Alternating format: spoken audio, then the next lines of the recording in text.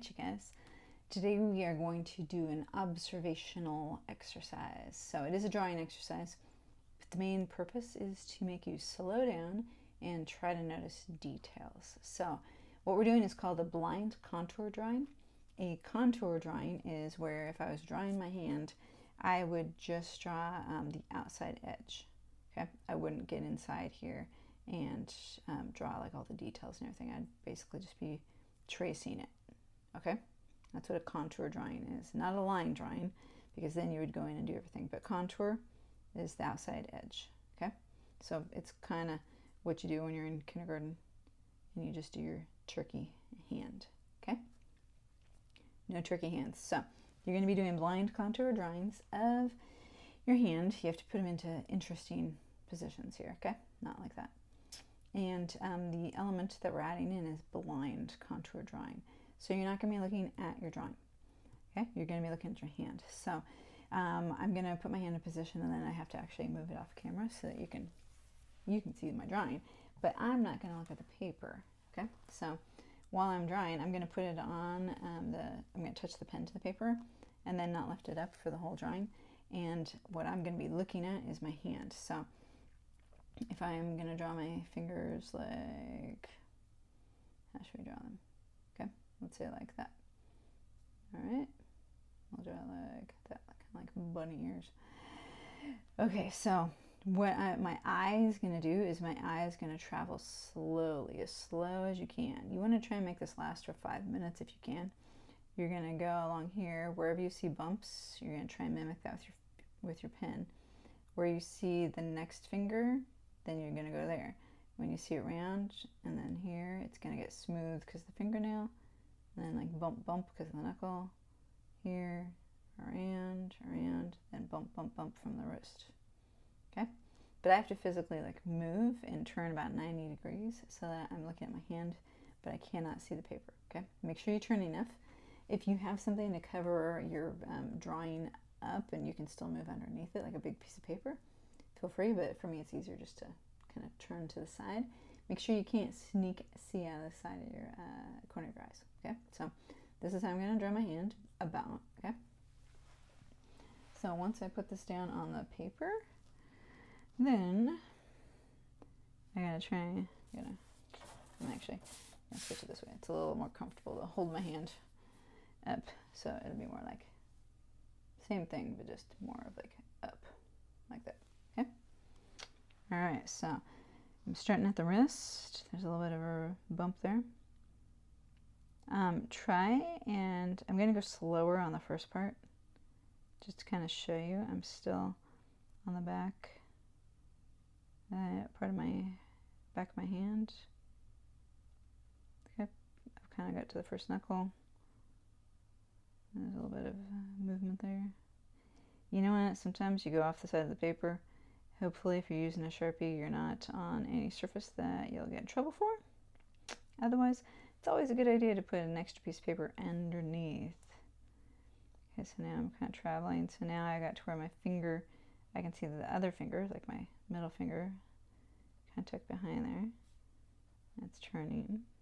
And there's kind of a bump, bump. Then it gets smooth for my fingernail. And then my thumb is in the way. So then my thumb comes in here. And then my other finger is back there. There's a bump. Another bump. And then it gets smooth for the fingernail. And it gets smooth.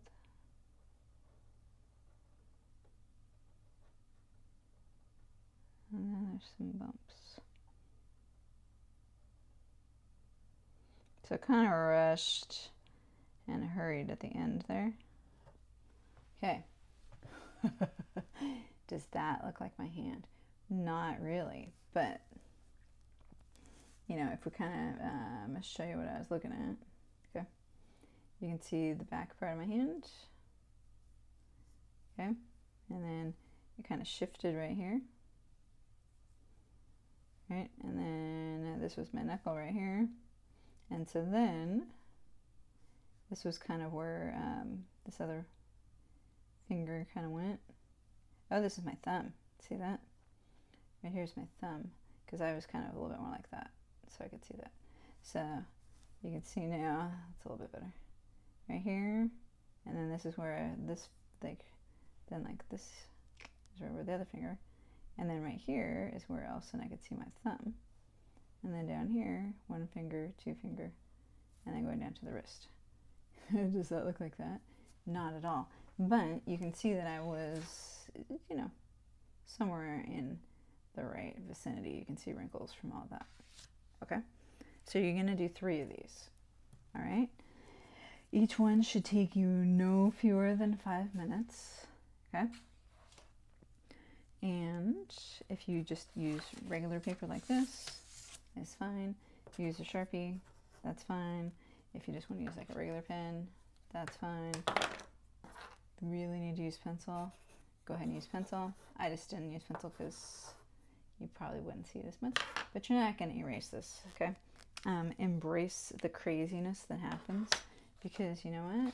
This is fine, because it showed that I was observing where all of the little like nooks and crannies and smooth and rough edges of my hands are, okay? And that's kind of the whole purpose. This is more about observation than end result. So you're going to end up with 3 things that look like this.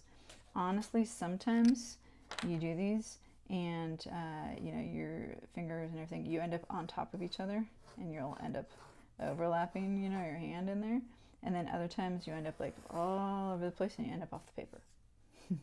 It's okay, however they end up. They might be small and cramped, they might be big, and very rarely do they look like hands. Every once in a while. If I haven't done these in a long time, but if you do these regularly, then you can actually start getting pretty accurate. So what this tells me is that I need to actually do some of these, just, you know, when I have 5 minutes or so. And then that'll help me get my observation, my skill back, because drawing is the same as anything else, you guys. Same as playing an instrument, playing sports. The more you do it, you get your touch, and the more that you take time off, you lose even just simple skills. So that's a good reminder for me that I need to do a few more. This is fine. You can see I'm still observing, okay? But the more you do them, you can actually kind of develop the skill. But 3 is good. All right, and that's it.